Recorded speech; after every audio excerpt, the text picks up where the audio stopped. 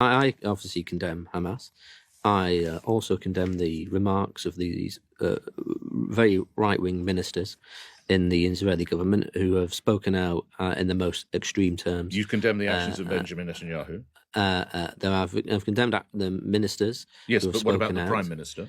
Well, look, right, we will... This offensive into Rafah is going to be catastrophic, and it must not go ahead. That is our position. It's why so we you're need on the same an page immediate. As Mayor Khan. You condemn the actions. We need an immediate ceasefire. We've condemned the extreme remarks of ministers in that government. We've condemned the I'll try again. The Prime Minister, Mr. Ashworth. You condemn his actions. We have made our position clear. A military intervention into Rafah is catastrophic, and we have condemned the very, very right-wing extremist remarks of ministers in that government. What we need is a peaceful initiative to bring about an independent, viable Palestinian state as part of a two-state solution and long-term and lasting peace in that region. Do you condemn Netanyahu? We condemn some of the ministers in his cabinet. All right.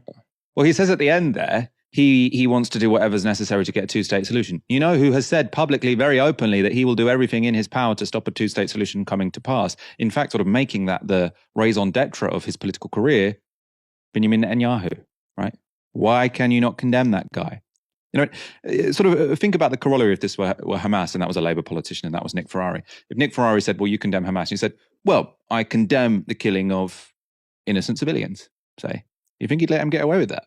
Now, to be fair to Nick Ferrari, he did keep asking the question. I thought it was incredibly pathetic from Jonathan Ashworth. This idea, right, you got a war where 14,000 kids have been killed. And the only thing you're really willing to condemn is some things that some members of the cabinet have said, right? The problem with what Israel are doing isn't what some cabinet minister is saying.